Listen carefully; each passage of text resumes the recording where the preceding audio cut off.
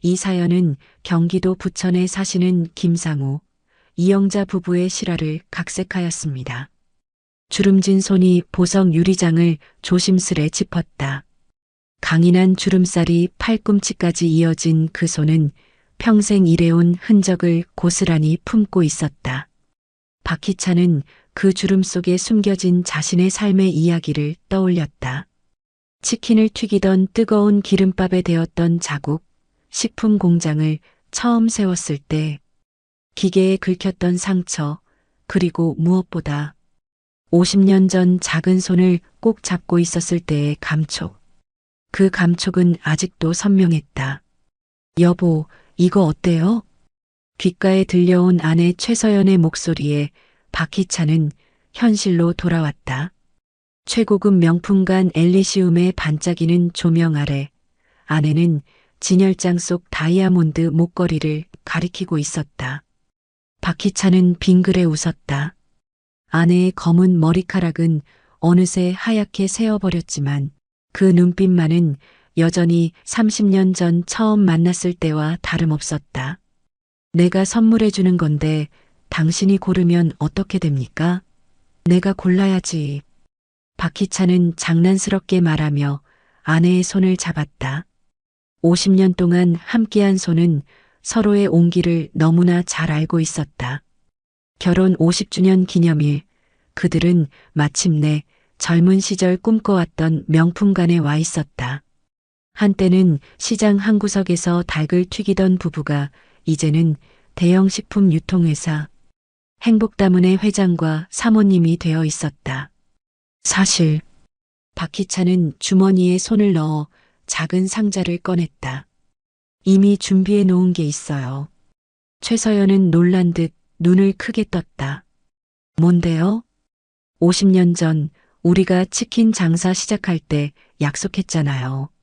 언젠가 큰 성공을 하면 당신에게 진짜 다이아몬드를 사주겠다고. 박희찬은 상자를 열었다. 안에는 반짝이는 다이아몬드 반지가 있었다. 단순하지만 품격 있는 디자인, 크지는 않지만 눈부신 광채를 뿜어내는 그 반지는 마치 그들의 인생처럼 단단하고 변함없어 보였다.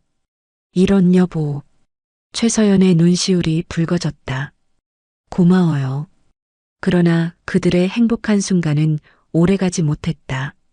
최서연의 시선이 자신의 손에 끼고 있는 낡은 반지로 향했다. 오래되어 색이 바랜 그 반지는 다이아몬드도 금도 아닌 평범한 반지였다. 하지만 그 가치는 지금 받은 다이아몬드보다 훨씬 컸다. 민지가 아직도 기억나요? 최서연이 떨리는 목소리로 물었다. 박희찬은 깊은 한숨을 내쉬었다. 민지, 그들의 하나뿐인 딸. 50년 전 6살 때 시장에서 잃어버린 딸의 이름을 들을 때마다 가슴이 무너져 내리는 느낌이었다. 당연히 기억하지요. 매일 매 순간 생각하고 있어요. 민지가 사라진 그날은 초여름이었다. 시장은 사람들로 북적였고 그들의 치킨 가게는 손님들로 분주했다. 민지는 평소처럼 가게 근처에서 놀고 있었다. 단 3분 박희찬이 물을 가지러 간 사이 민지는 흔적도 없이 사라졌다. 경찰, 시장 상인들 모두가 나서서 찾았지만 민지는 돌아오지 않았다. 이건 민지가 5살 생일 때 우리 셋이 맞춘 거예요. 최서연은 낡은 반지를 어루만졌다. 아직도 기억나요.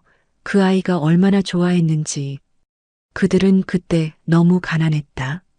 진짜 금반지를 살 형편이 안 됐지만 딸에게 특별한 선물을 주고 싶었다. 그래서 시장 한쪽에서 파는 싸구려 반지 3개를 샀다. 보잘것없었지만 가족이라는 의미를 담은 소중한 물건이었다. 매일 그 아이 생각을 하면서 우리가 이렇게 성공해도 딸 하나 제대로 지키지 못했다는 게 가슴에 돌처럼 박혀 있어요. 박희찬이 쓸쓸히 웃었다. 그는 사업에 성공한 이유를 종종 생각했다. 혹시 민지를 잃은 상처를 잊기 위해 그토록 열심히 일했던 것은 아니었을까? 하지만 아무리 돈을 벌어도 민지가 없는 성공은 절반의 행복일 뿐이었다. 박희찬 회장님, 반지가 마음에 드셨나요? 우아한 정장을 입은 여직원이 다가왔다. 나이는 30대 중반쯤 되어 보였다. 박희찬은 고개를 끄덕였다. 네, 아주 마음에 듭니다. 포장해 주시겠습니까? 여직원이 반지를 받아들었을 때 그녀의 시선이 최서연의 낡은 반지에 머물렀다. 평소 같았으면 박희찬은 대수롭지 않게 넘겼을 일이다. 하지만 그날따라 여직원의 시선이 너무 길게 이어졌다. 혹시 뭐 문제라도 있습니까? 박희찬이 물었다. 여직원은 당황한 듯 고개를 저었다. 아니요, 죄송합니다. 그냥 사모님 반지가 제 어머니가 가지고 계신 반지와 너무 비슷해서요. 최서연이 놀라 여직원을 바라보았다. 그게 무슨? 죄송합니다. 실례했어요. 잠시만 기다려주세요. 포장해 드리겠습니다. 여직원은 서둘러 자리를 떠났다.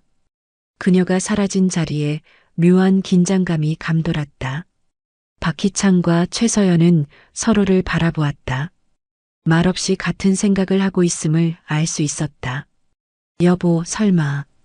최서연의 목소리가 떨렸다. 박희찬은 아내의 손을 꼭 잡았다. 너무 많은 기대는 하지 맙시다. 50년이나 지났어요. 그리고 이런 반지는 많이 팔렸을 거예요. 하지만 그의 가슴 속에서도 작은 불씨가 일어나고 있었다. 50년간 꺼지지 않았던 희망의 불씨가. 아주머니, 괜찮으세요? 여직원이 다시 돌아왔을 때 최서연의 얼굴은 창백해져 있었다. 박희찬은 아내의 어깨를 감싸 안았다. 여직원은 포장된 상자를 조심스레 내려놓고 걱정스러운 표정으로 물었다. 죄송합니다. 제가 드린 말씀 때문에 불편하셨나 봐요. 그냥 우연의 일치였을 텐데.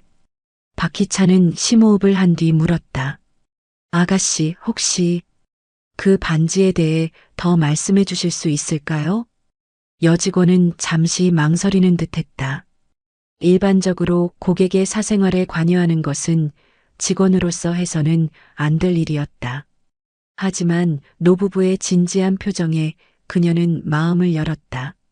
제 어머니가 평생 소중히 간직하고 있는 반지가 있어요. 어머니 말씀으로는 어릴 적 가족과 함께 맞춘 거라고 하셨어요. 지금은 손가락에 맞지 않아서 목걸이에 걸어 항상 목에 걸고 다니시죠. 최서연의 손이 파르르 떨렸다. 어머님의 성함이 김민지입니다. 그 순간 시간이 멈춘 듯했다. 최서연의 눈에서 눈물이 흘러내렸다. 박희찬은 굳어버린 몸으로 서 있었다. 민지, 그들의 딸 이름이었다. 혹시 어머님 연세가 올해로 56세이신가요? 박희찬이 떨리는 목소리로 물었다. 여직원의 눈이 커졌다. 네, 맞아요. 어떻게 아셨죠? 최서연은 숨을 제대로 쉬지 못했다.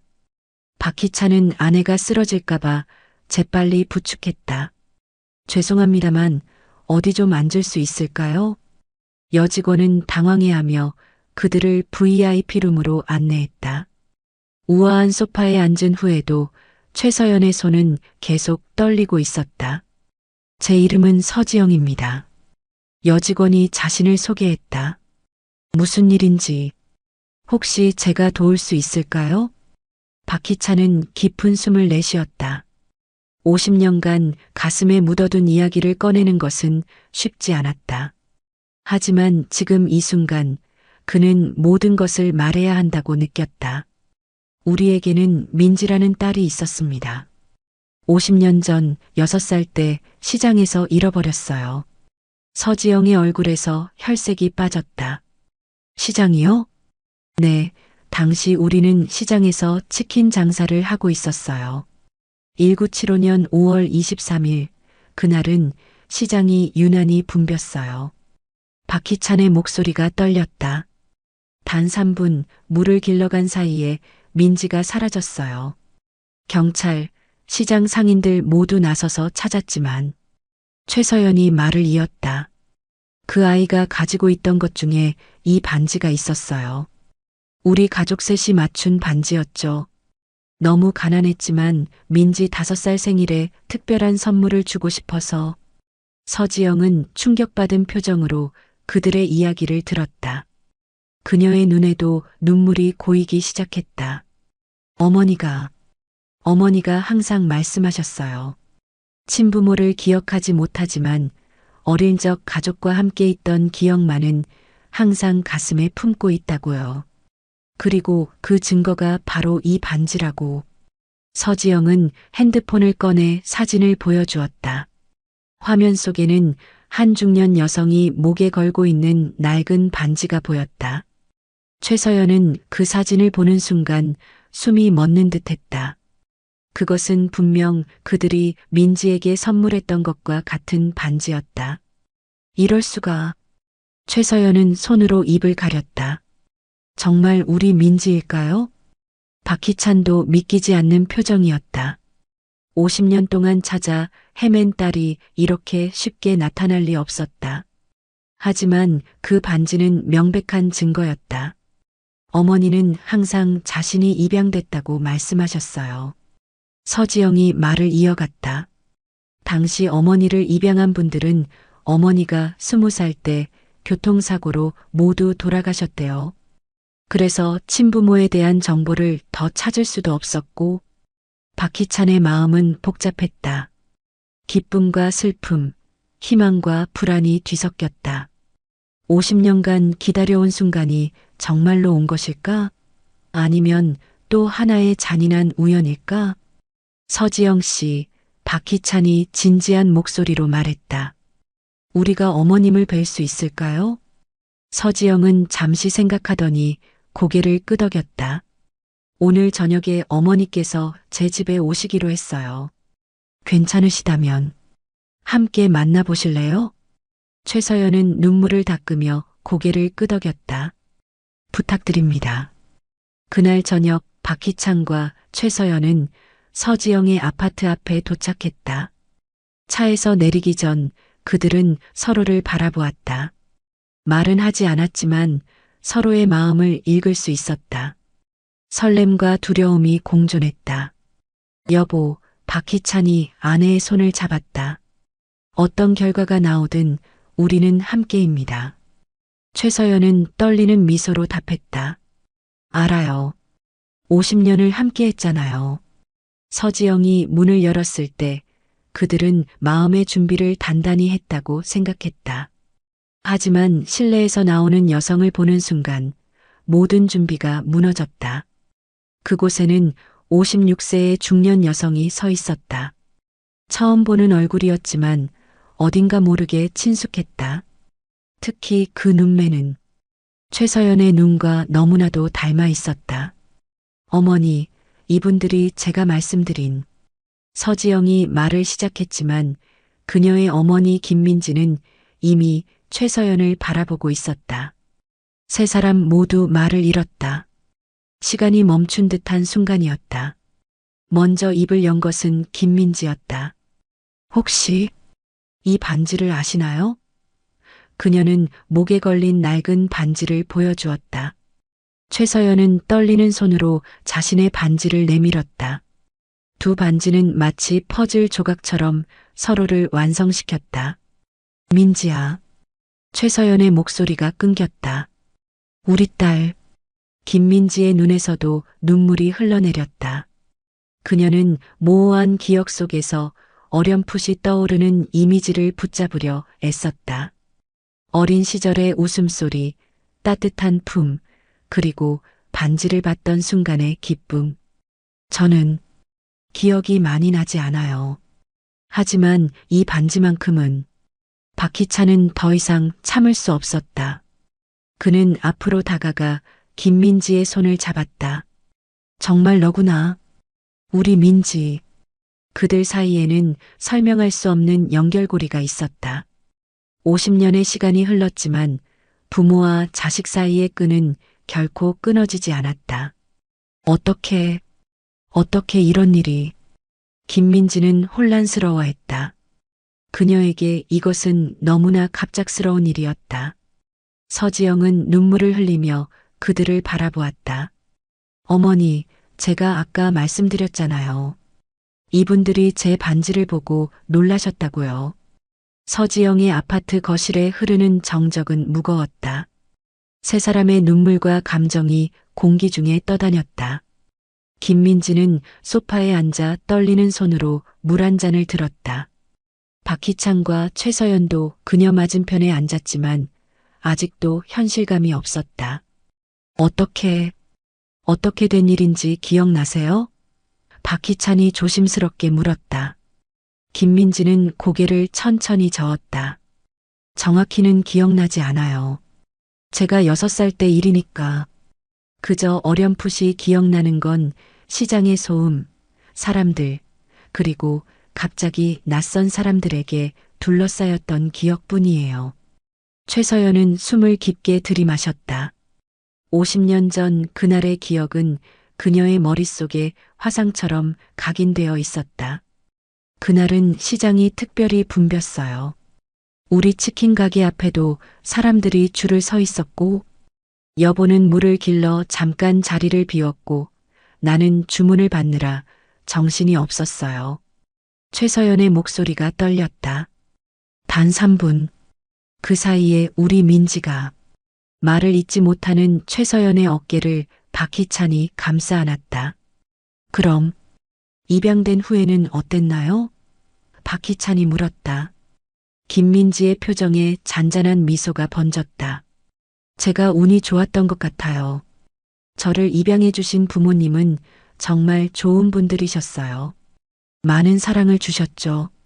하지만 그녀는 목에 걸린 반지를 만졌다. 항상 뭔가 빠진 느낌이었어요. 이 반지가 제게 무언가 중요한 의미가 있다는 걸 알았거든요. 입양하신 부모님은 지금 최서연이 조심스럽게 물었다. 20년 전에 돌아가셨어요. 교통사고로. 김민지의 눈에 슬픔이 깃들었다. 그래서 친부모에 대한 정보를 더 찾을 수도 없었어요. 입양 서류도 분실됐고 박희찬은 가슴이 아팠다. 그들의 딸이 좋은 부모님을 만나 사랑받으며 자란 것은 다행이었지만 그들이 함께할 수 있었던 시간을 영원히 잃었다는 생각에 마음이 무너졌다. 저희는 당신을 찾기 위해 모든 노력을 다했어요. 박희찬의 목소리가 흔들렸다. 경찰, 신문 광고, 실종아동 찾기 운동. 하지만 아무 소식도 없었어요. 김민지는 그들의 고통을 느낄 수 있었다. 그녀도 어렸을 때부터 자신의 뿌리에 대해 궁금해했다. 반지를 통해 자신이 누군가에게 소중한 존재였다는 것을 알고 있었지만 그것이 이렇게 극적으로 밝혀질 줄은 몰랐다.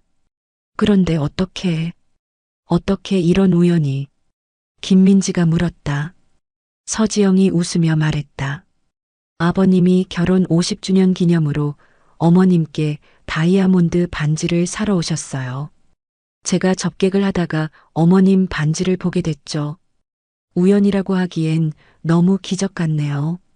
박희찬이 눈물을 삼키며 말했다. 50년이 지나고 이렇게 만나다니. 침묵이 다시 찾아왔다.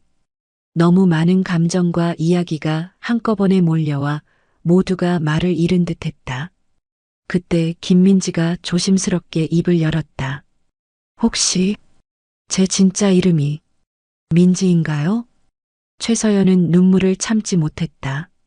네, 김민지. 아버지의 성을 따라 김씨 성을 가졌어요. 2025년이면 56세가 맞죠? 당신이 태어난 날은 1969년 8월 15일이에요. 김민지의 눈이 커졌다. 그게 제 생일이에요. 이 말에 최서연은 더 이상 참지 못하고 흐느꼈다. 박희찬도 딸의 손을 꼭 잡았다. 의심할 여지가 없네요. 하지만 더 확실히 하고 싶다면 박희찬이 말했다. 김민지는 고개를 끄덕였다. DNA 검사를 해볼까요? 저도 확실히 알고 싶어요. 서지영은 조용히 자리에서 일어나 주방으로 향했다. 이 중요한 가족의 시간에 자신은 잠시 물러나 있는 것이 좋겠다고 생각했다. 하지만 김민지가 그녀를 불렀다. 지영아, 와서 함께 있어줘. 서지영은 미소 지으며 다시 그들 곁으로 돌아왔다. 김민지는 딸의 손을 잡았다. 지영이는 제 하나뿐인 딸이에요. 혼자 키웠지만 정말 자랑스러운 아이예요. 김민지의 목소리에 자부심이 묻어났다. 최서연은 서지영을 새롭게 바라보았다. 자신의 손녀. 50년 동안 알지 못했던 존재. 그녀의 마음은 이미 서지영을 향한 할머니의 사랑으로 가득 찼다. 우리 손녀가 이렇게 훌륭한 사람이 되다니. 최서연이 따뜻하게 말했다. 서지영은 쑥스러운 듯 미소 지었다. 아직 DNA 검사도 안 했는데. 검사는 형식적인 거야. 박희찬이 단호하게 말했다. 난 이미 알고 있어. 내가 우리 손녀라는 걸. 그날 밤 그들은 오랜 시간 이야기를 나누었다. 50년의 간극을 메우기에는 한밤이 너무 짧았지만 그들은 서로의 인생에 대해 조금씩 알아갔다. 김민지는 학교 교사로 일했다가 지금은 은퇴했다는 것, 남편과는 서지영이 5살 때 이혼했다는 것, 그리고 딸 하나를 자랑스럽게 키웠다는 것을 이야기했다. 박희창과 최서연도 치킨 가게에서 시작해 어떻게 식품 유통회사를 일구었는지, 그리고 항상 민지를 찾아왔다는 이야기를 들려주었다. 사실 저희가 사업에 그토록 열중했던 이유 중 하나는 언젠가 민지를 다시 만날 때 당당하게 만나고 싶었기 때문이었어요. 박희찬이 말했다. 딸에게 좋은 것을 많이 해주고 싶었거든요. 김민지는 감동받은 표정이었다. 정말 대단하세요. 치킨 가게에서 대기업까지. 내가 없는 성공은 절반의 행복이었어. 최서연이 딸의 손을 꼭 잡았다. 이제 온전한 행복을 느낄 수 있겠구나. 시간은 빠르게 흘러갔다. 자정이 훌쩍 넘었을 때 박희찬은 아쉬운 마음으로 일어났다. 오늘은 이만 돌아가야 할 것 같아요. 내일 다시 만나서 더 이야기해요. 김민지도 일어섰다. 그녀의 눈에는 여전히 혼란과 기쁨이 뒤섞여 있었다. 내일 DNA 검사를 받으러 가실래요? 박희창과 최서연은 고개를 끄덕였다. 비록 그들의 마음속에는 이미 확신이 들어 있었지만 모든 것을 공식적으로 확인하는 과정은 필요했다. 헤어지기 전 최서연은 조심스럽게 김민지를 안았다. 50년 만에 찾은 딸을 품에 안는 느낌은 말로 표현할 수 없었다. 박희찬도 떨리는 마음으로 딸을 꼭 안아주었다. 내일 봐요, 우리 딸. 김민지는 여전히 완전히 받아들이기 어려운 상황이었지만 그들의 품에서 이상한 안정감을 느꼈다. 마치 오랫동안 잃어버렸던 조각이 제자리를 찾은 것 같은 느낌이었다. 서지영은 현관까지 노부부를 배웅했다. 그녀의 얼굴에는 행복한 미소가 번져 있었다. 덕분에 어머니가 평생 품었던 의문이 풀렸네요. 정말 감사합니다. 박희찬은 손녀의 어깨를 가볍게 토닥였다. 고마워야 할 사람은 우리야. 내가 아니었다면 우린 영원히 민지를 찾지 못했을 거야. 서지영은 쑥스러운 듯 웃었다. 운명이었나 봐요. 그날 밤 박희창과 최서연은 호텔 방으로 돌아와 침대에 나란히 누웠다. 둘 다 쉽게 잠들 수 없었다. 너무나 많은 감정과 생각이 머릿속을 맴돌았다. 여보, 이게 정말 현실일까요? 최서연이 속삭였다. 혹시 꿈은 아닐까? 박희찬은 아내의 손을 꼭 잡았다. 꿈이라면 우리가 50년 동안 꿈꿔왔던 꿈이지. 그리고 그 꿈이 마침내 현실이 됐어.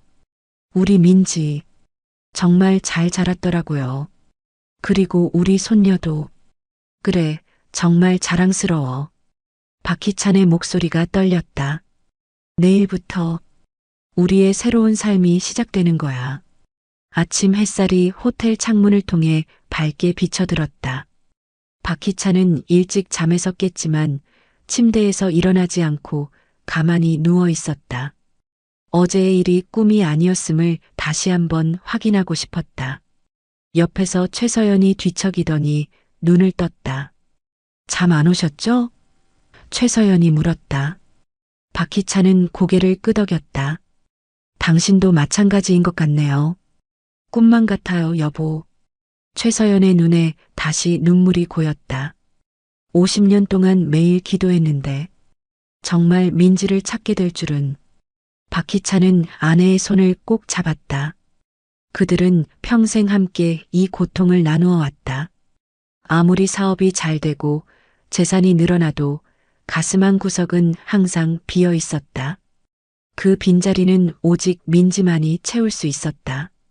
오늘 DNA 검사를 받으러 가기로 했죠. 박희찬이 말했다. 아침 식사 후에 지영이에게 연락해 볼까요? 최서연이 고개를 끄덕이자 박희찬은 침대에서 일어났다. 그런데 그 순간 그의 전화기가 울렸다. 서지영이었다. 안녕하세요, 아버님. 서지영의 목소리가 수화기 너머로 들렸다. 아직은 어색하게 느껴지는 호칭이었지만 박희찬의 마음은 따뜻해졌다. 지영아, 안녕. 이렇게 일찍 연락하다니 무슨 일이니? 어머니가 아침부터 계속 불안해하세요. 잠을 거의 못 주무셨대요. 그래서 혹시 조금 일찍 만나뵐 수 있을까 해서요. 박희찬은 최서연을 바라보았다. 아내도 똑같은 마음이었을 것이다. 당연하지. 우리도 지금 준비할게. 어디서 만날까? 저희 집에서 가까운 병원이 있어요. DNA 검사도 할 수 있고요. 주소를 문자로 보내드릴게요. 알았어. 금방 갈게. 전화를 끊은 박희찬은 최서연에게 상황을 설명했다. 둘은 서둘러 준비를 마치고 호텔을 나섰다. 차에 타면서 박희찬은 문득 생각했다. 여보, 우리가 선물을 준비해야 하지 않을까요? 민지와 지영이에게. 최서연은 잠시 생각에 잠겼다. 갑자기 무슨 선물을 준비하죠? 그리고 너무 비싼 걸 주면 부담스러워 할지도 모르고. 그래도 50년 만에 만난 딸과 처음 만난 손녀인데. 박희찬은 운전하며 말했다. 아, 저기 꽃집이 보이네요. 우선 꽃이라도 사갈까요? 최서연은 미소 지었다. 좋아요. 꽃은 언제나 좋죠. 그들은 꽃집에 들러 화사한 꽃다발 2개를 샀다. 하나는 민지를 위해, 다른 하나는 서지영을 위해. 그리고 다시 차를 타고 병원으로 향했다. 병원 주차장에 도착했을 때 김민지와 서지영이 이미 입구에서 기다리고 있었다. 김민지는 어제보다 더 긴장한 표정이었다. 박희찬은 차에서 내리자마자 꽃다발을 들고 그들에게 다가갔다. 민지야, 지영아. 이건 우리 마음이야. 박희찬이 꽃다발을 건네며 말했다. 김민지는 놀란 표정으로 꽃을 받았다. 감사합니다. 아버지. 아버지라는 단어에 박희찬의 눈시울이 붉어졌다. 50년 동안 그 호칭을 들을 나를 기다려왔다. 어머니도 많이 불안하셨나 봐요. 서지영이 최서연을 바라보며 말했다. 최서연은 고개를 끄덕였다. 잠을 거의 못 잤어. 꿈을 꾸고 있는 것 같아서. 함께 병원으로 들어가면서 김민지가 조심스럽게 말을 꺼냈다. 어젯밤 반지에 관한 기억이 좀 더 떠올랐어요. 모두의 시선이 그녀에게 집중됐다. 제가 5살 생일 때 우리 가족이 시장에 갔었어요. 그때 아버지가 저를 높이 들어 올려주시면서 우리 민지 생일 축하해라고 말씀하셨던 것 같아요. 그리고 반지를 선물 받았어요. 3개였죠. 가족 모두를 위한 반지. 최서연의 눈에 눈물이 고였다. 맞아. 그날 우린 시장에서 너무 행복했어. 비록 가난했지만. 그런데 왜 저는 잃어버렸던 걸까요? 김민지의 목소리가 떨렸다. 박희찬은 깊은 숨을 내쉬었다. 그건 우리도 50년 동안 매일 물어왔던 질문이야. 어쩌면 오늘 검사 후에 경찰에 다시 문의해 볼 수도 있을 것 같아. 병원 접수대에 도착한 그들은 DNA 검사를 위해 등록했다. 의사는 친절하게 절차를 설명해 주었다. 결과는 빠르면 사흘, 늦어도 일주일 내에 나옵니다.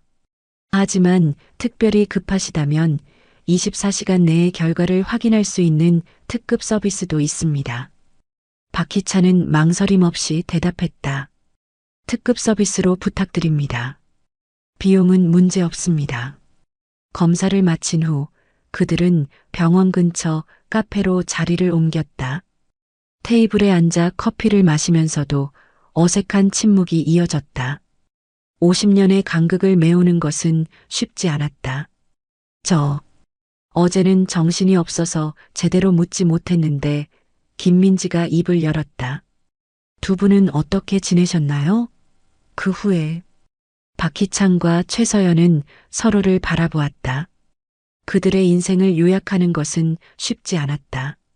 우리는 민지를 잃은 후 한동안 정말 힘들었어요. 최서연이 말했다. 치킨 가게도 접었어요. 그곳에 있으면 계속 당신이 생각나서. 박희찬이 이어받았다. 그 후 여러 일을 했죠. 내가 요리하는 것을 좋아해서 결국 작은 식품 공장을 차렸어요. 처음에는 김치와 반찬을 만들어 납품하는 일이었는데 점점 사업이 커졌죠. 지금의 행복다문이 그렇게 시작된 거예요. 최서연이 자랑스럽게 말했다. 여보가 정말 열심히 일했어요. 아마도 슬픔을 잊기 위해서였을 거예요. 서지영이 놀란 표정으로 물었다. 행복담은 회사의 회장님이셨군요. 저도 그 제품 자주 사 먹어요. 특히 김치찌개 소스가 맛있어서. 박희찬은 수줍게 웃었다. 그래, 그 소스는 내가 직접 개발한 거야. 김민지는 감동한 표정이었다. 정말 대단하세요. 그런데 다른 자녀는 없으셨나요? 질문에 잠시 침묵이 흘렀다. 최서연이 천천히 고개를 저었다. 없어요. 우리는 당신을 찾는데 모든 정성을 쏟았어. 다른 아이를 갖는 건 마치 당신을 포기하는 것 같았거든. 그 말에 김민지의 눈에서 눈물이 흘러내렸다. 그녀의 부모가 얼마나 자신을 사랑했는지, 그리고 얼마나 오랜 시간 기다려왔는지를 실감했다. 저는 정말 행복했어요. 김민지가 떨리는 목소리로 말했다. 입양 부모님이 정말 좋은 분들이셨거든요. 하지만 항상 뭔가 빠진 느낌이었죠. 제 뿌리에 대한 궁금증. 이제 다 알게 됐어. 박희찬이 딸의 손을 잡았다. 그리고 앞으로는 함께 할 수 있어. 서지영은 조용히 이 모든 상황을 지켜보고 있었다. 그녀의 눈에도 눈물이 고여 있었다. 지영아, 최서연이 손녀를 바라보며 물었다. 너는 어떤 일을 하고 있니? 저는 백화점에서 주얼리 매니저로 일하고 있어요. 서지영이 대답했다. 어제 두 분을 뵌 곳이 제가 일하는 곳이에요. 그래서 그 반지를 알아보았구나. 박희찬이 말했다. 정말 운명이었네. 김민지는 딸을 자랑스럽게 바라보았다. 지영이는 어릴 때부터 반짝이는 것들을 좋아했어요. 그래서 자연스럽게 주얼리 쪽으로 진로를 정했죠. 어머니의 반지를 보고 자랐으니까요. 서지영이 웃으며 말했다. 항상 궁금했거든요. 이 낡은 반지를 왜 그렇게 소중히 여기시는지. 그들은 시간 가는 줄 모르고 이야기를 나누었다. 50년의 간극을 메우기에는 턱없이 부족한 시간이었지만 조금씩 서로에 대해 알아가는 과정은 가슴 따뜻했다. 오후가 깊어갈 무렵 박희찬의 휴대폰이 울렸다. 병원이었다. 벌써요? 박희찬이 놀란 표정으로 전화를 받았다. 모두가 긴장된 표정으로 그를 바라보았다. 통화를 마친 박희찬의 얼굴에는 미소가 번졌다. 결과가 나왔대요. 우선적으로 처리해 주셨나 봐요. 그는 깊은 숨을 내쉬었다. 우리 가족이 맞아요. DNA가 일치한대요. 최서연은 두 손으로 입을 가리며 눈물을 쏟았다. 김민지도 감정이 북받쳐 어깨를 떨었다. 서지영은 어머니를 안아주며 함께 울었다. 이제 정말 진짜 가족이 된 거네요. 김민지가 떨리는 목소리로 말했다. 박희찬은 고개를 끄덕였다. 우리는 항상 가족이었어, 민지야. 다만 서로를 찾지 못했을 뿐이야. 그날 저녁 박희찬은 특별한 장소로 가족들을 초대했다. 그가 선택한 곳은 서울 시내의 고급 한정식 레스토랑이었다. 개인실이 마련된 이곳은 가족의 재회를 축하하기에 완벽한 장소였다. 여보, 너무 과한 거 아닐까요? 차 안에서 최서연이 조용히 물었다. 민지와 지영이가 부담스러워할 수도 있어요. 박희찬은 핸들을 꽉 쥐며 답했다. 50년을 기다렸어요. 이 정도는 허락해 주세요. 최서연은 더 말하지 않았다. 남편의 마음을 이해했다. 그들이 번 모든 돈, 이룬 모든 성공은 언젠가 딸에게 보여주기 위한 것이기도 했다. 이제 그날이 왔다. 레스토랑에 도착했을 때 김민지와 서지영은 이미 입구에서 기다리고 있었다. 김민지는 단정한 원피스를 입고 있었고 서지영은 세련된 블라우스와 스커트 차림이었다. 그들의 모습을 본 최서연은 가슴이 뭉클해졌다. 모녀의 닮은 모습이 눈에 들어왔다. 오셨네요. 김민지가 미소 지으며 인사했다. 박희찬은 딸과 손녀를 바라보며 자부심을 느꼈다. 들어가자. 직원의 안내를 받아 고즈넉한 개인실로 들어갔다. 방 안에는 전통적인 분위기의 낮은 테이블과 방석이 준비되어 있었고 창밖으로는 정원의 아름다운 풍경이 보였다. 와, 정말 멋진 곳이네요. 서지영이 감탄하며 말했다. 모두가 자리에 앉은 후 박희찬이 직원에게 미리 준비해둔 특별 코스 요리를 주문했다. 최서연은 남편이 얼마나 세심하게 이 자리를 준비했는지 알 수 있었다. 사실 박희찬이 차분한 목소리로 말을 시작했다. 이 레스토랑은 특별한 의미가 있어요. 모두의 시선이 그에게 집중됐다. 이곳은 예전에 영등포 시장이 있던 자리예요. 우리가 민지를 잃어버린 곳이죠. 김민지의 눈이 커졌다.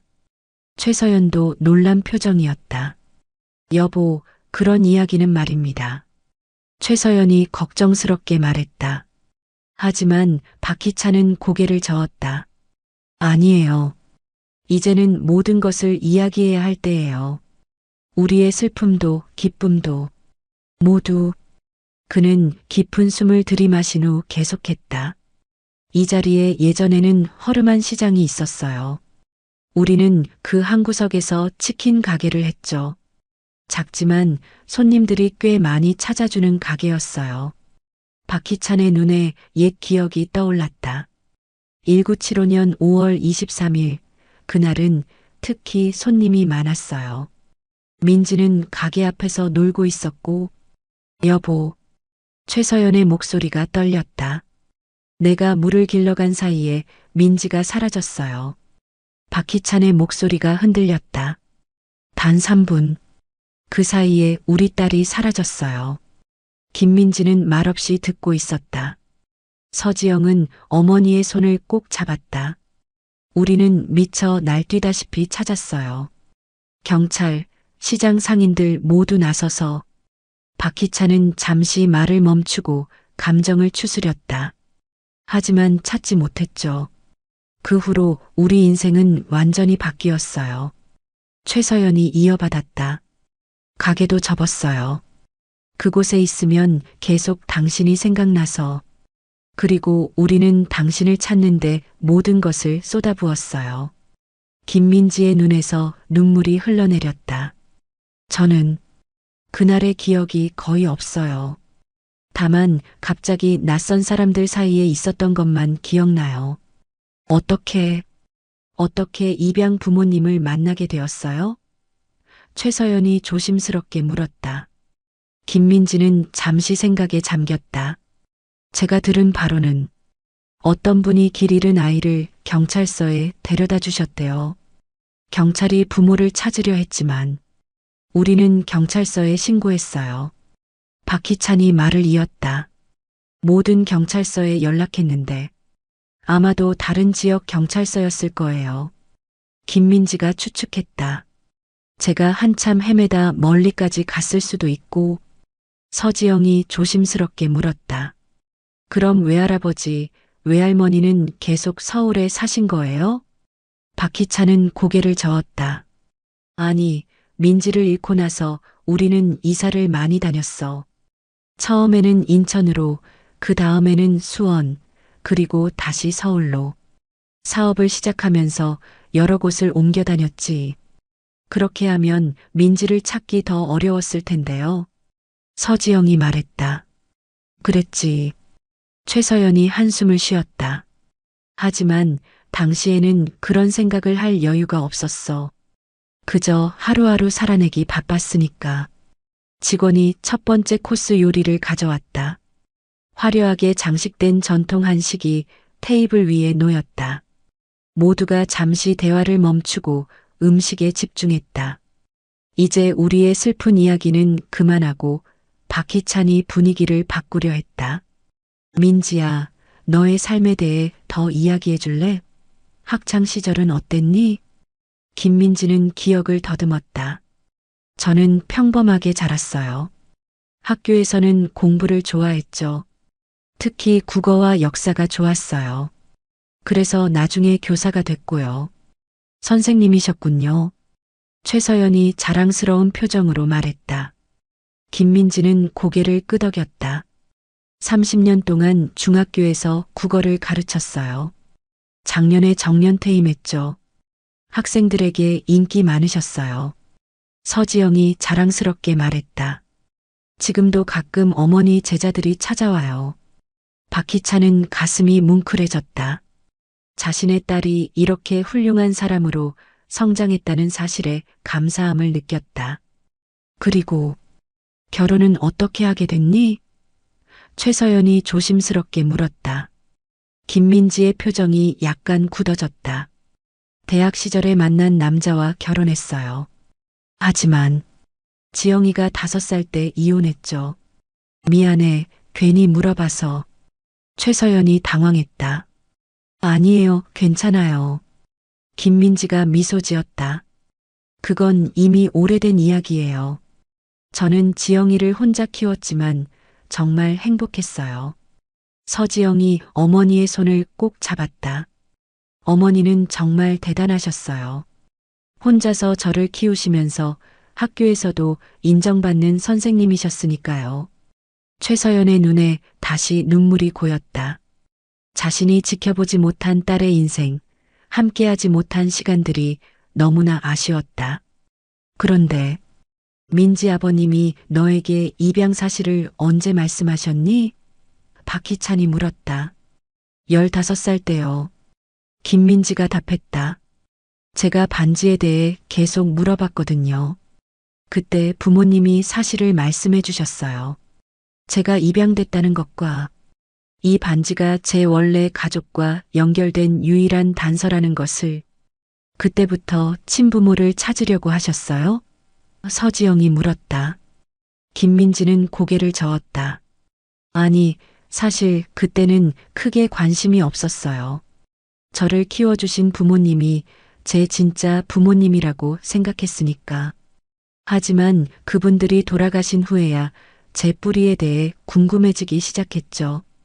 그래서 어떻게 찾으려고 했어? 최서연이 궁금해했다. 여러 방법을 시도해봤어요. 입양기관에도 문의하고 실종아동 찾기 단체에도 연락했죠. 하지만 오래된 일이라 기록도 거의 남아있지 않았고 결국 포기하게 됐어요. 박희찬은 고개를 끄덕였다. 우리도 비슷했어. 시간이 지날수록 희망은 점점 작아졌지만 완전히 포기하지는 않았어. 두 번째, 세 번째 코스가 차례로 나왔다. 모두 맛있게 음식을 즐기며 이야기를 이어갔다. 점점 대화는 과거의 슬픔에서 현재와 미래로 향했다. 그런데 지영이는 결혼은 했니? 최서연이 손녀에게 물었다. 서지영은 웃으며 대답했다. 아직이요. 34세인데 아직 인연을 만나지 못했어요. 일에 너무 열중해서 그래. 김민지가 딸의 어깨를 토닥였다. 백화점에서 일하면서 거의 쉬지도 않고 어머니, 그건 어머니도 마찬가지셨잖아요. 서지영이 투정 부리듯 말했다. 모두가 웃음을 터뜨렸다.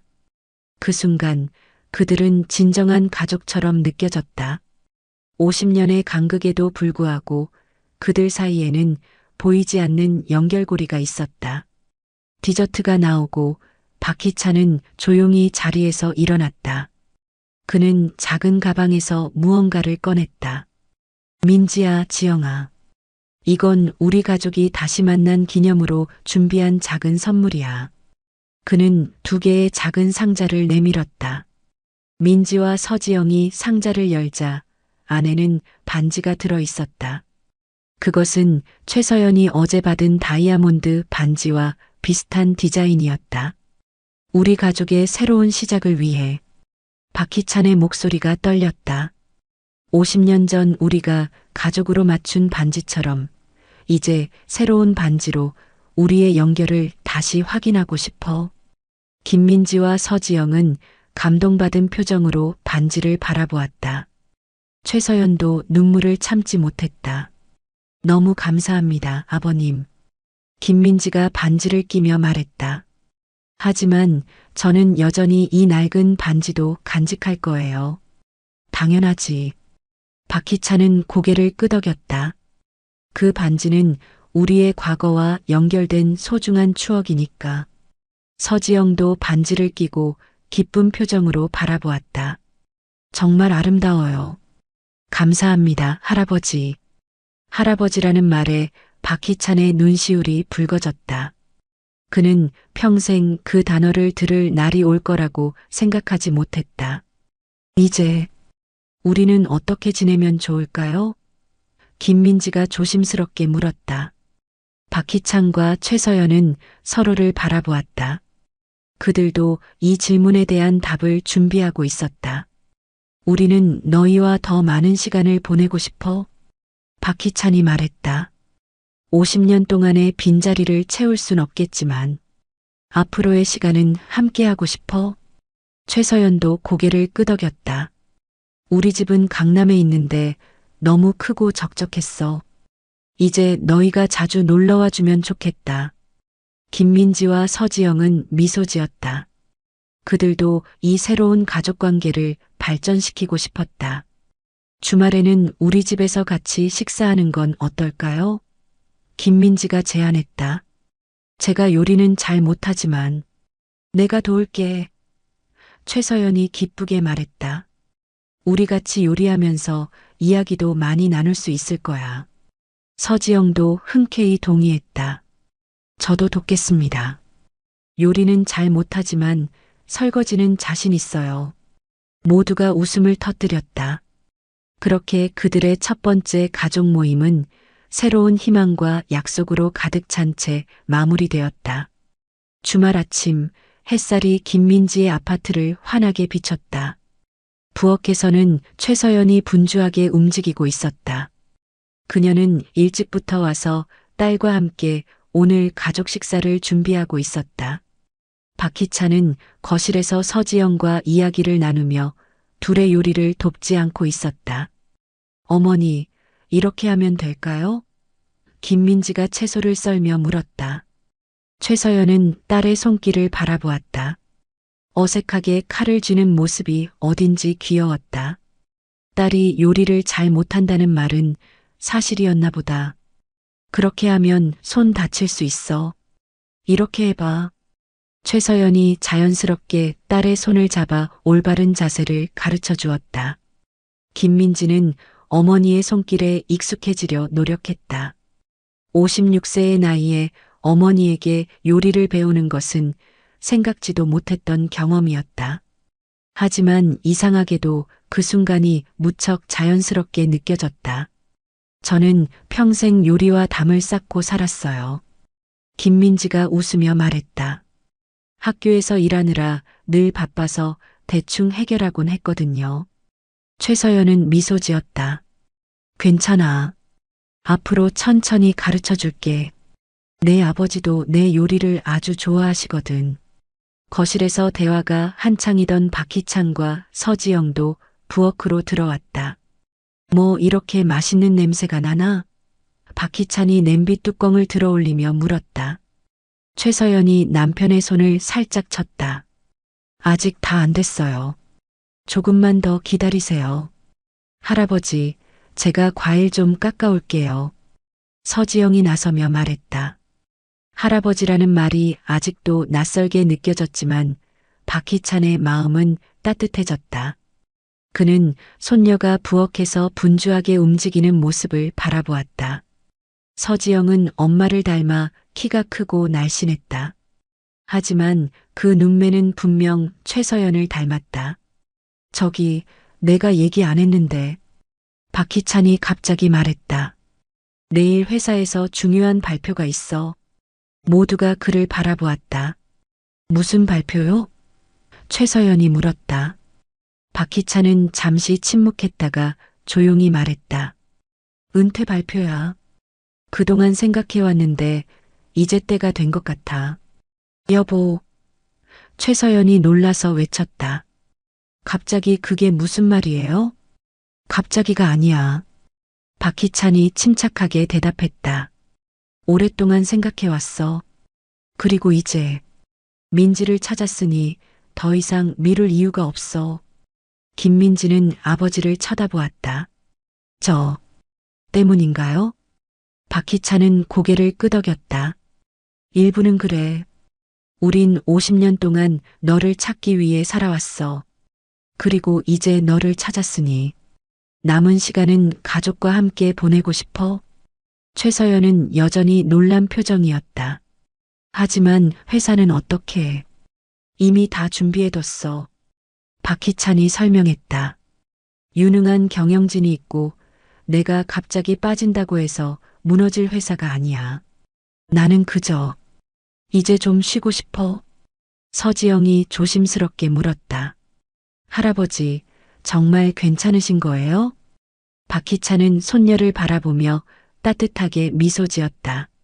물론이지. 사실 은퇴 후 계획도 세워뒀어. 무슨 계획이요? 최서연이 의아해했다. 우리 셋이 여행을 가는 거야. 박희찬이 말했다. 나, 당신, 그리고 민지. 오랫동안 가보고 싶었던 곳들이 많아. 김민지는 당황한 표정이었다. 저도요? 하지만 저는 시간이 필요하면 기다릴게.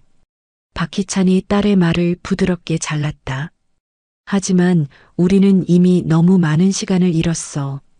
더 이상 시간을 낭비하고 싶지 않아. 최서연은 남편의 손을 꼭 잡았다. 그의 결정이 갑작스러웠지만 그 마음을 이해했다. 그들의 인생에서 가장 큰 목표는 항상 민지를 찾는 것이었다. 이제 그 목표를 이루었으니 새로운 챕터를 시작할 때가 된 것이다. 이제 우리 가족이 함께 시간을 보낼 수 있다는 게 아직도 믿기지 않아요. 최서연이 말했다. 김민지의 눈에 눈물이 고였다. 저도요. 이렇게 갑자기 부모님을 찾게 될 줄은 몰랐어요. 운명이었나 봐. 박희찬이 말했다. 50년 동안 찾아 헤매던 딸이 손녀 덕분에 우연히 발견되다니. 서지영은 쑥스러운 듯 웃었다. 저는 그냥 할머니의 반지가 궁금했을 뿐인데 내가 아니었다면 우리는 영원히 서로를 찾지 못했을 거야. 최서연이 손녀를 꼭 안았다. 식사 준비가 끝나고 그들은 테이블에 둘러앉았다. 김민지가 정성껏 차린 밥상에는 최서연이 가르쳐준 요리들이 가득했다. 비록 완벽하지는 않았지만 그 어느 때보다 맛있어 보였다. 자, 이제 우리 가족의 첫 번째 공식 식사를 시작하겠습니다. 박희찬이 소주병을 들며 말했다. 모두가 잔을 들었다. 서지영은 콜라를, 나머지는 소주를 따랐다. 우리 가족의 재회를 위하여 박희찬이 건배를 제안했다. 건배. 모두가 함께 외쳤다. 식사는 화기애애한 분위기에서 진행됐다. 최서연은 자신이 만든 요리에 대해 이야기하고 김민지는 학교에서 있었던 재미있는 일들을 들려주었다. 서지영은 백화점에서 만난 특이한 고객들에 대해 이야기했고 박희찬은 회사 초창기에 어려웠던 시절을 회상했다. 식사가 끝나갈 무렵 박희찬이 다시 입을 열었다. 사실 오늘 얘기하려고 했던 것이 하나 더 있어요. 모두가 다시 그를 주목했다. 우리 민지가 어떻게 사라졌는지 그 진실을 찾고 싶어요. 침묵이 흘렀다. 그것은 모두가 궁금해하지만 꺼내기 어려웠던 주제였다. 어제 경찰서에 다시 문의해봤어요. 박희찬이 계속했다. 오래된 사건이라 기록이 많이 남아있지 않지만 당시 담당했던 형사가 아직 생존해 계시대요. 은퇴하셨지만 그분을 만나보실 건가요? 김민지가 물었다. 박희찬은 고개를 끄덕였다. 내일 만나기로 했어요. 민지가 실종된 정확한 경위, 그리고 어떻게 입양 가정에 가게 됐는지 모든 진실을 알고 싶어요. 최서연은 불안해 보였다. 진실이 우리가 생각하는 것과 다를 수도 있어요. 준비되어 있나요? 어떤 진실이든 받아들일 준비가 되어 있어요. 박희찬이 단호하게 말했다. 50년 동안 이 의문을 안고 살아왔으니까요. 김민지도 고개를 끄덕였다. 저도 알고 싶어요. 제 인생의 가장 큰 미스터리니까요. 그럼 내일 함께 가시겠어요? 박희찬이 민지를 바라보며 물었다. 김민지는 잠시 생각하더니 고개를 끄덕였다. 네, 함께 가고 싶어요. 서지영도 말했다. 저도 가도 될까요? 내일은 마침 휴일이라서. 박희찬은 손녀를 바라보며 미소 지었다. 물론이지. 우리 가족 모두 함께 가자. 다음 날 오전 그들은 약속대로 은퇴한 형사 집을 찾아갔다. 정태현 전 형사는 75살의 노인이었지만 여전히 또렷한 기억력을 자랑했다. 그는 그들을 자신의 작은 아파트로 초대했다. 50년 전 사건을 기억하고 계신가요? 박희찬이 조심스럽게 물었다. 정태현은 고개를 끄덕였다. 물론입니다. 그 사건은 제 경찰 생활에서 가장 가슴 아팠던 사건 중 하나였으니까요. 그럼 어떻게 된 일인지 알려주실 수 있을까요? 최서연이 떨리는 목소리로 물었다. 정태현은 깊은 한숨을 내쉬었다. 당시 상황은 매우 혼란스러웠습니다. 시장은 사람들로 북적였고 어린아이가 혼자 울고 있는 것을 한 상인이 발견했죠. 어디서요? 김민지가 물었다. 시장에서 꽤 떨어진 곳이었습니다. 어떻게 그곳까지 가게 됐는지는 아무도 몰랐죠. 아이는 너무 어려서 자신의 이름 외에는 제대로 된 정보를 주지 못했고, 저는 제 이름을 알고 있었나요? 김민지가 다시 물었다. 정태현은 고개를 끄덕였다. 네, 민지라고만 말했습니다. 성은 기억하지 못했죠. 그런데 왜 우리에게 연락이 안 됐던 건가요? 박희찬이 물었다. 우리는 모든 경찰서에 신고했는데 정태현은 안타까운 표정을 지었다. 그게 당시에는 지금처럼 시스템이 체계적이지 않았습니다. 각 경찰서마다 개별적으로 사건을 처리했고 정보 공유가 원활하지 않았죠. 그렇다면 어떻게 제가 입양 가정에 가게 됐나요? 김민지가 물었다. 정태현은 잠시 침묵했다가 말을 이었다. 법적 절차에 따라 일정 기간 보호시설에 있었습니다. 부모를 찾기 위한 노력이 있었지만 결국 찾지 못했죠. 그래서 입양 절차가 진행됐습니다. 그 노력이라는 게 뭐였죠? 박희찬의 목소리가 날카로워졌다. 우리는 매일같이 경찰서를 찾아갔어요. 신문에도 광고를 냈고 전단지도 돌렸어요. 정태현은 괴로운 표정으로 고개를 숙였다. 죄송합니다. 당시 시스템의 한계였습니다. 지금 생각해보면 더 많은 노력을 했어야 했는데 방 안에 무거운 침묵이 내려앉았다. 단순한 시스템의 오류, 소통의 부재로 인해 한 가족이 50년간 떨어져 살아야 했다는 사실은 너무나 가슴 아팠다. 그럼 저를 입양한 부모님은 어떻게? 김민지가 말을 이었다. 정태현은 조금 더 밝은 표정이 됐다. 김 선생님과 박 선생님은 당시 아이를 간절히 원하던 부부였습니다. 두 분 다 교사셨죠? 민지 양을 처음 봤을 때 그들은 즉시 사랑에 빠졌다고 합니다. 김민지의 눈에 눈물이 고였다. 그녀가 입양 부모님에 대해 품고 있던 사랑은 여전히 깊었다. 그들이 자신을 얼마나 소중하게 키웠는지 알고 있었다. 그런데 서지영이 조심스럽게 물었다. 어떻게 제 어머니가 그렇게 멀리까지 가게 된 건가요? 6살 아이가. 정태현은 고개를 저었다. 그건 아직도 미스터리입니다. 아마도 누군가가 데려갔다가 버렸을 가능성도 있고 또는 단순히 길을 잃고 멀리까지 갔을 수도 있습니다. 박희찬의 표정이 어두워졌다.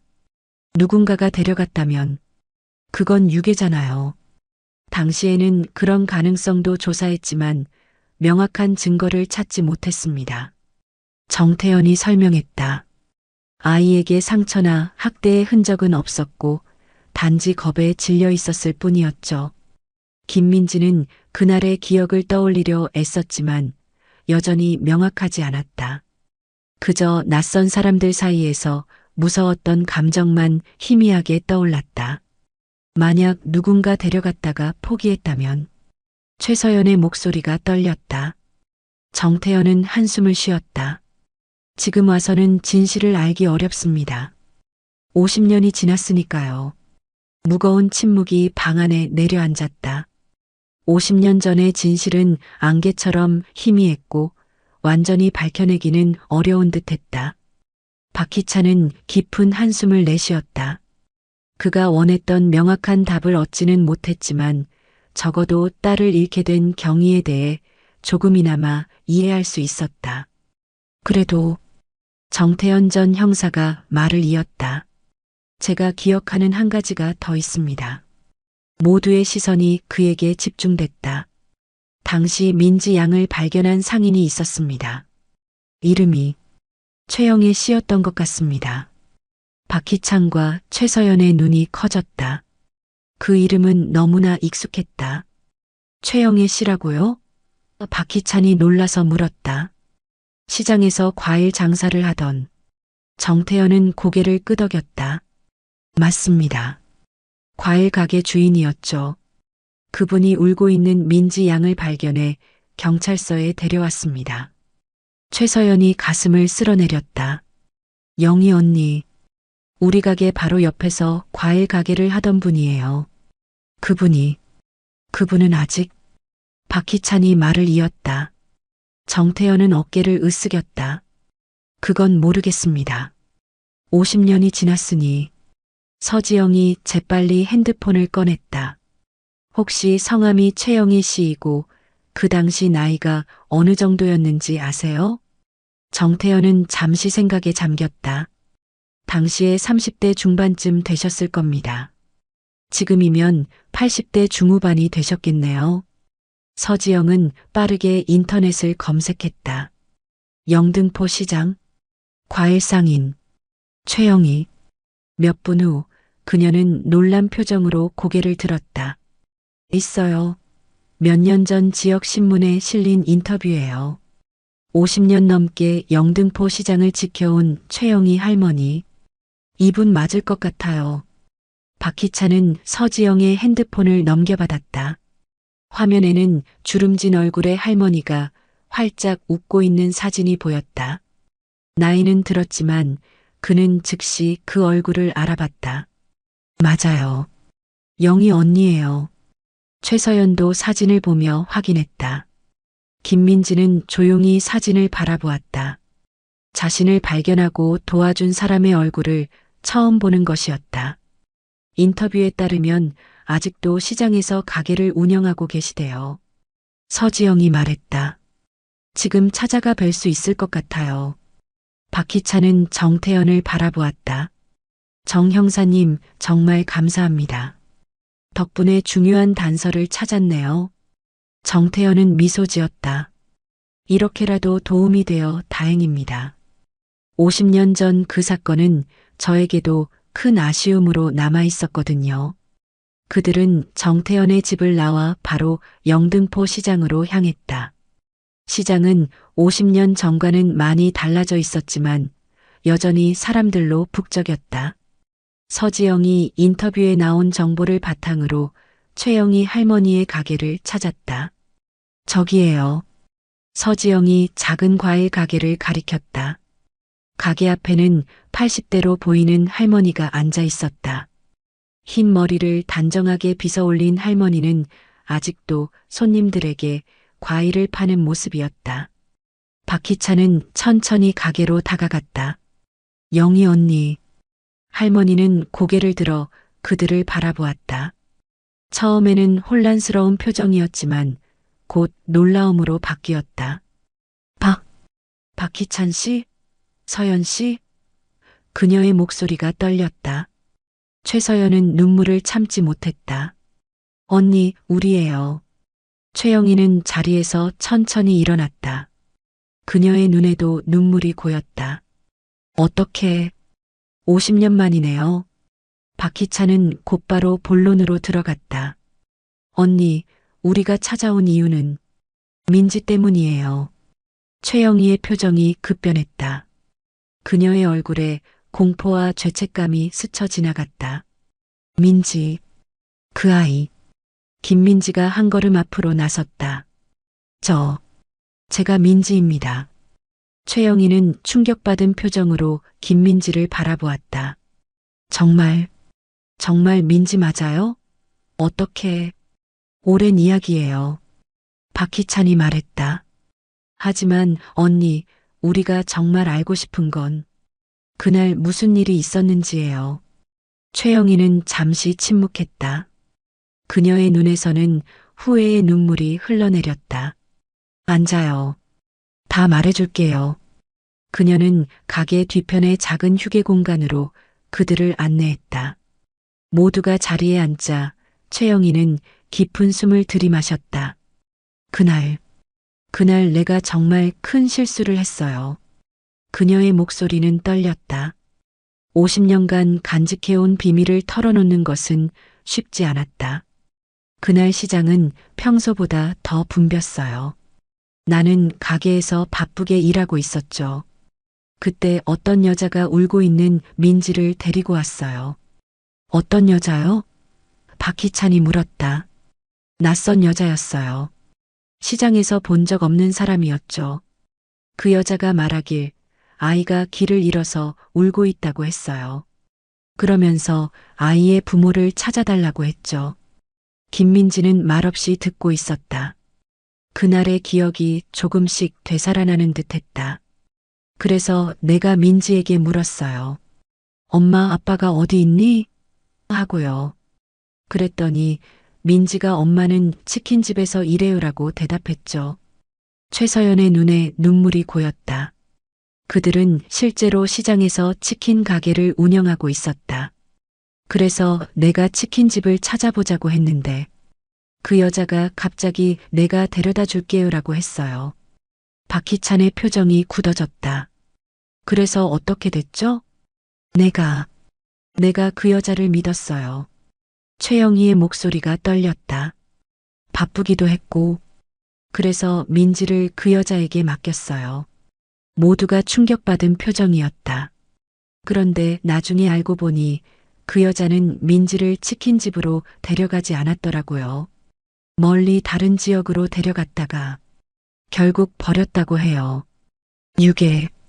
최서연이 속삭였다. 최영희는 고개를 끄덕였다. 경찰 조사 결과 그 여자는 정신적인 문제가 있었대요. 자신의 아이를 잃은 트라우마 때문에 다른 아이를 데려가는 행동을 했다고. 하지만 결국 겁이 나서 민지를 버렸고 그게 내가 민지를 발견한 거였어요. 그럼 언니가 저를 경찰서에 데려간 건가요? 김민지가 물었다. 최영희는 고개를 끄덕였다. 네, 시장에서 꽤 떨어진 곳에서 울고 있는 너를 발견했어요. 처음에는 내가 실수했다는 걸 몰랐죠. 그저 길 잃은 아이라고만 생각했으니까. 그래서 경찰서로 데려갔어요. 그런데 왜 우리에게 알리지 않았어요? 박희찬이 물었다. 우리는 시장 모두가 알 정도로 난리를 쳤는데 최영희의 눈에서 눈물이 흘러내렸다. 그게 내 잘못이에요. 나중에 당신들이 아이를 찾는다는 소식을 들었을 때 이미 민지는 경찰서에 있었어요. 그런데 내가 두려웠어요. 두려웠다고요? 최서연이 물었다. 내가 그 여자에게 민지를 맡긴 게 잘못된 거란 걸 알았거든요. 만약 내가 그 사실을 말했다면 내가 민지를 유괴범에게 넘겨준 것과 다름없잖아요. 그래서 침묵했어요. 방 안에 무거운 침묵이 내려앉았다. 최영희의 침묵이 결국 민지가 가족에게 돌아가지 못한 이유였다. 난 평생 그 죄책감을 안고 살았어요. 최영희가 흐느꼈다. 매일 밤 당신들과 민지를 생각하면서. 하지만 시간이 지날수록 진실을 말하기는 더 어려워졌어요. 김민지는 조용히 최영희의 손을 잡았다. 이제 괜찮아요. 우리는 결국 다시 만났으니까요. 최서연도 눈물을 닦으며 말했다. 언니, 우리 모두 실수를 했어요. 당신만 탓할 수는 없어요. 박희찬은 여전히 복잡한 감정이었다. 그의 딸이 단순한 실수로 인해 50년간 가족과 떨어져 살아야 했다는 사실은 받아들이기 힘들었다. 하지만 동시에 이제 진실을 알게 되어 마음 한구석이 편안해졌다. 그 여자는 지금 어디에 있나요? 박희찬이 물었다. 최영희는 고개를 저었다. 모르겠어요. 경찰이 찾으려고 했지만 결국 찾지 못했대요. 정신적 문제로 인한 일시적 판단착오였을 거라고만 추측했죠. 서지영은 할머니의 이야기를 듣고 깊은 생각에 잠겼다. 그녀는 갑자기 일어나 밖으로 나갔다가 잠시 후 손에 과일이 담긴 봉지를 들고 돌아왔다. 할머니, 이건 제가 산 거예요. 서지영이 최영희에게 과일 봉지를 건넸다. 최영희는 의아한 표정으로 봉지를 받았다. 이게 무슨? 제 어머니를 발견하고 도와주셨잖아요. 비록 그 전에 실수를 하셨지만 결국 할머니 덕분에 어머니가 안전하게 보호받을 수 있었어요. 그리고 이제 우리 가족이 다시 만날 수 있었고요. 최영희의 눈에서 다시 눈물이 흘러내렸다. 고마워요. 그들은 한동안 더 최영희와 이야기를 나누었다. 그녀는 50년간 영등포 시장에서 과일 장사를 하며 살아온 이야기, 그리고 항상 박희찬과 최서연 가족을 기억하고 있었다는 이야기를 들려주었다. 시장을 떠나기 전 최서연은 최영희를 꼭 안아주었다. 언니, 우리 다시 자주 만나요. 이제 더 이상 숨길 비밀도 없으니까. 최영희는 고개를 끄덕였다. 그래, 서연아. 이제 편한 마음으로 만날 수 있겠네. 차를 타고 돌아오는 길 모두는 침묵에 잠겼다. 오늘 알게 된 진실은 그들에게 많은 생각을 하게 했다. 정말 운명이네요. 김민지가 마침내 입을 열었다. 단순한 실수로 시작된 일이 50년 동안의 이별로 이어지다니. 박희찬은 한숨을 내쉬었다. 인생이란 게 그런 것 같아요. 작은 선택들이 모여서 큰 변화를 만들어내죠. 하지만 이제 우린 다시 만났어요. 최서연이 말했다. 그게 중요한 거 아닐까요? 서지영은 조용히 창밖을 바라보다가 말했다. 할아버지, 할머니, 이제 어떻게 할 계획이세요? 박희찬은 잠시 생각에 잠겼다. 내일 회사에서 은퇴 발표를 할 거예요. 그리고 그 후에 우리 가족이 함께 시간을 보냈으면 좋겠어요. 저도요. 김민지가 미소 지었다. 이제 많은 시간을 함께 보내고 싶어요. 서지영은 밝게 웃었다. 저도 틈틈이 함께 할게요. 앞으로 많은 가족 모임이 있겠네요. 집으로 돌아오는 길, 그들은 마음이 한결 가벼워진 듯 했다.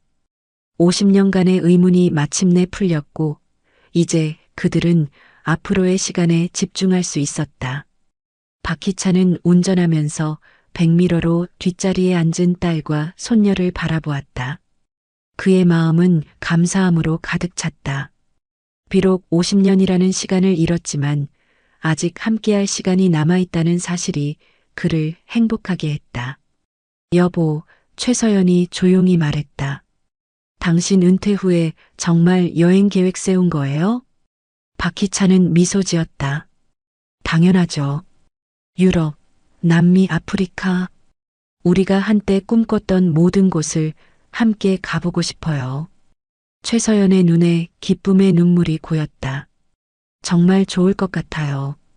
민지도 시간이 되면 함께 가자. 박희찬이 뒷자리를 향해 말했다.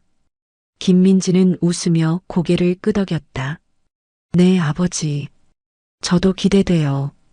그들의 차는 서울의 번화한 거리를 지나 새로운 시작을 향해 나아갔다. 50년의 슬픔과 그리움은 이제 과거가 되었고 앞으로의 시간은 행복과 사랑으로 채워질 것이었다. 다음 날 아침 박희찬은 평소보다 일찍 일어났다.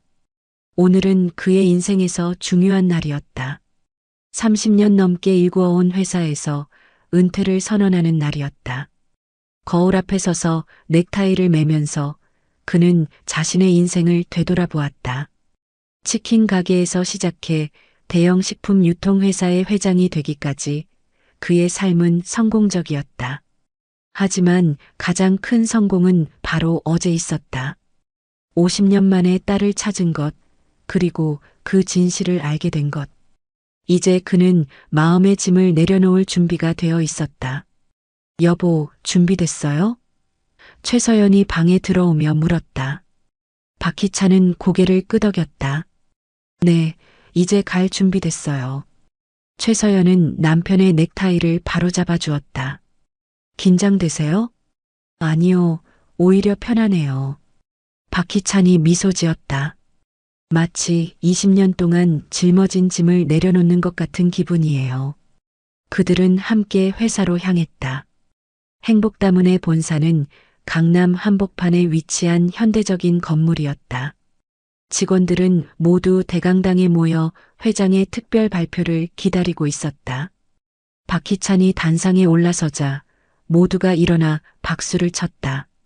그는 수백 명의 직원들을 바라보며 감사의 마음을 느꼈다. 여러분, 안녕하십니까? 오늘 저는 중요한 소식을 전하기 위해 이 자리에 섰습니다. 그는 잠시 숨을 고르고 계속했다. 제가 30년 전 작은 식품 공장을 시작했을 때 이렇게 큰 회사가 될 거라고는 상상도 못했습니다. 여러분 모두의 노력과 헌신 덕분에 행복다문은 대한민국을 대표하는 식품 기업으로 성장했습니다. 청중들은 조용히 경청했다.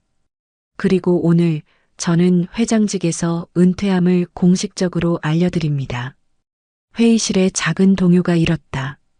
비록 이미 소문이 돌고 있었지만 공식 발표는 여전히 충격적이었다. 걱정하지 마십시오. 회사는 준비된 경영진이 잘 이끌어 나갈 것입니다. 최영준 부회장이 새로운 회장으로 취임할 예정입니다. 박희찬은 앞줄에 앉아있는 부회장을 향해 고개를 끄덕였다. 최영주는 15년 넘게 회사와 함께 해온 신뢰할 수 있는 인물이었다. 마지막으로 한 가지 개인적인 이야기를 나누고 싶습니다. 많은 분들이 제가 왜 이토록 열심히 일했는지 궁금해 하셨을 겁니다. 박희찬의 목소리가 살짝 떨렸다. 50년 전 저와 아내는 하나뿐인 딸을 잃었습니다. 그 후 저는 언젠가 딸을 다시 만났을 때 자랑스러운 아버지가 되고 싶어 더욱 열심히 일했습니다. 청중들은 놀란 표정이었다. 대부분의 직원들은 회장에게 자녀가 없다고만 알고 있었다. 그리고 지난주 기적처럼 우리는 딸을 다시 만났습니다. 50년 만에요. 회의실에 감동의 탄성이 흘러나왔다. 이제 저는 남은 시간을 가족과 함께 보내고 싶습니다. 오랫동안 놓치고 살았던 그 소중한 시간들을 조금이나마 되찾고 싶습니다. 박희찬은 마지막으로 고개를 숙여 인사했다. 여러분 모두에게 감사드립니다. 행복다문은 앞으로도 더 큰 행복을 담아갈 것입니다. 직원들은 모두 일어나 뜨거운 박수를 보냈다. 일부는 눈물을 흘리기도 했다. 박희찬은 단상에서 내려와 최서연과 함께 회의실을 나섰다. 여보, 정말 멋진 연설이었어요. 최서연이 남편의 손을 꼭 잡았다. 박희찬은 미소 지었다. 이제 정말로 새 출발이네요. 그들은 회사를 나와 바로 김민지의 아파트로 향했다. 오늘은 가족 모임을 약속한 날이었다. 김민지와 서지영이 문을 열고 그들을 반갑게 맞이했다. 어떻게 됐어요, 아버지? 김민지가 물었다. 모든 게 순조롭게 진행됐어. 박희찬이 대답했다. 이제 나는 완전히 자유로운 몸이야. 서지영은 할아버지의 코트를 받아들며 미소 지었다. 축하드려요, 할아버지. 이제 정말 가족과 함께 많은 시간을 보내실 수 있겠네요. 그래, 그게 내 계획이야. 박희찬이 웃으며 말했다. 거실에 모여 앉은 그들은 오랜만에 편안한 시간을 보냈다. 김민지는 학교 시절 추억을, 서지영은 백화점에서의 재미있는 일화를 들려주었다. 박희찬과 최서연도 회사를 시작했을 때의 어려웠던 시절과 성공 스토리를 나누었다. 그런데 아버지, 김민지가 물었다. 정말로 여행 계획이 있으신 거예요? 박희찬은 주머니에서 봉투 하나를 꺼내 테이블 위에 올려놓았다. 이게 뭐예요? 최서연이 물었다. 열어봐요. 박희찬이 미소 지었다. 최서연이 봉투를 열자 안에는 3장의 비행기 티켓이 들어있었다. 목적지는 파리였다. 유럽 여행이요? 최서연의 눈이 반짝였다. 그래요. 박희찬이 고개를 끄덕였다. 한 달 동안의 유럽 여행이에요. 파리에서 시작해서 이탈리아, 스페인, 그리스까지. 우리가 항상 가보고 싶었던 곳들이죠. 셋이서요? 저도 포함인가요? 김민지가 놀라서 물었다. 물론이지. 박희찬이 딸을 바라보며 말했다. 우리 가족 여행이니까. 김민지의 눈에 눈물이 고였다. 아버지, 정말 감사해요. 하지만 제가 갑자기 한 달씩이나 휴가를 내기는. 너는 이미 은퇴했잖아. 박희찬이 웃으며 말했다. 시간은 충분해. 그래도 갑자기 이렇게. 김민지가 망설였다. 서지영이 어머니의 어깨를 토닥였다. 어머니, 다녀오세요. 정말 좋은 기회잖아요. 지영이는 어떡하고? 김민지가 걱정스럽게 물었다. 서지영은 웃으며 대답했다. 저는 괜찮아요. 어머니 없이도 잘 지낼 수 있어요. 그리고 휴가 때 저도 유럽에 가서 만날 수도 있잖아요.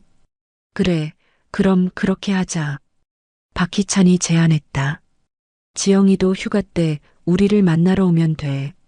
모두가 동의하며 웃었다. 그렇게 그들의 여행 계획은 확정됐다. 저녁 식사 후 서지영은 와인을 따랐다. 그들은 각자 잔을 들고 건배했다. 우리 가족의 새로운 시작을 위하여. 박희찬이 제안했다. 그리고 50년 만의 재회를 위하여. 최서연이 덧붙였다. 그리고 앞으로 함께할 모든 순간들을 위하여. 김민지가 말했다. 우리 가족의 행복을 위하여. 서지영이 마지막으로 말했다. 그들은 잔을 부딪히며 행복한 미소를 나눴다. 이제 그들 앞에는 새로운 삶이 펼쳐져 있었다. 한 달 후 파리의 에펠탑 앞. 박희찬, 최서연 그리고 김민지는 함께 사진을 찍고 있었다. 그들의 얼굴에는 행복한 미소가 번져 있었다. 여보, 행복해요? 최서연이 박희찬에게 물었다. 박희찬은 아내와 딸을 바라보며 고개를 끄덕였다. 이보다 더 행복할 수는 없을 것 같아요. 김민지도 미소 지었다. 저도 정말 행복해요. 이렇게 부모님과 함께 여행을 하게 될 줄은 몰랐어요. 인생은 정말 예측할 수 없는 것 같아요. 최서연이 말했다. 이렇게 우리가 다시 만나게 될 줄이야. 그들은 에펠탑을 배경으로 또 한 장의 사진을 찍었다. 이번에는 셀카였다. 세 명의 웃는 얼굴이 카메라에 담겼다. 이거 지영이한테 보내자. 김민지가 제안했다. 그들은 서지영에게 사진을 보냈다. 곧바로 서지영의 답장이 왔다. 정말 행복해 보여요. 다음 주에 만나요. 우리 손녀는 일주일 후에 런던으로 오기로 했어요. 박희찬이 설명했다. 거기서 우리와 합류할 거래요. 온 가족이 함께 여행하게 되네요. 최서연이 기쁜 표정으로 말했다. 그들은 천천히 에펠탑을 내려와 센 강변을 따라 걸었다. 파리의 아름다운 풍경이 그들 주위로 펼쳐졌다. 강물에 비치는 햇빛이 반짝이고 오래된 건물들이 역사의 무게를 품고 있었다. 민지야, 박희찬이 문득 물었다. 후회는 없니? 무슨 후회요? 김민지가 의아해했다. 우리가 너를 제대로 보호하지 못했던 것. 그래서 50년 동안 떨어져 지낸 것. 김민지는 잠시 생각하더니 고개를 저었다. 아니요, 후회는 없어요. 물론 우리가 더 일찍 만났다면 좋았겠지만 제가 만난 사람들, 경험한 일들, 그리고 지영이 그 모든 것이 저를 지금의 제가 되게 했으니까요. 박희찬은 딸의 손을 꼭 잡았다. 그래도 미안해. 이제 그런 이야기는 그만해요. 최서연이 남편의 어깨를 토닥였다. 우리는 이미 과거를 뒤로하고 새로운 시작을 했잖아요. 김민지도 고개를 끄덕였다. 맞아요. 이제는 앞으로의 시간이 중요해요. 그들은 강변 카페에 앉아 커피를 마시며 파리의 풍경을 감상했다. 오랫동안 꿈꿔왔던 순간이었다. 다음에는 어디로 갈까요? 김민지가 물었다. 내일은 베르사유 궁전, 그리고 다음 주에는 이탈리아로 가기로 했어요. 박희찬이 여행 계획을 설명했다. 로마, 베네치아, 피렌체. 최서연이 기대에 찬 표정으로 말했다. 그리고 그리스까지. 김민지가 덧붙였다. 정말 기대돼요. 해가 저물기 시작했고 에펠탑은 서서히 불빛으로 빛나기 시작했다. 그들은 황홀한 풍경을 바라보며 행복한 시간을 보냈다. 알아요? 김민지가 문득 말했다. 어릴 적 꿈이 부모님과 함께 세계 여행을 하는 거였어요. 정말? 최서연이 놀라서 물었다. 김민지는 고개를 끄덕였다. 네, 입양 부모님과 함께요. 하지만 그분들이 돌아가시고 그 꿈을 포기했었어요. 이제 그 꿈이 이루어졌네. 박희찬이 감동한 표정으로 말했다. 네, 다른 방식으로요. 김민지가 미소 지었다. 하지만 더 특별한 방식으로요. 에펠탑의 반짝이는 불빛 아래 50년 만에 재회한 가족은 서로를 바라보며 미소 지었다. 그들의 이야기는 어쩌면 슬픔과 이별로 시작했을지 모르지만 결국 사랑과 재회로 마무리되었다. 그리고 이제 그들 앞에는 함께할 새로운 챕터가 펼쳐져 있었다. 여보, 민지야. 박희찬이 조용히 말했다. 이제 우리는 진정한 행복을 담은 가족이 됐네요. 최서영과 김민지는 고개를 끄덕이며 그의 손을 꼭 잡았다. 파리의 밤하늘 아래 그들의 행복은 별처럼 빛나고 있었다.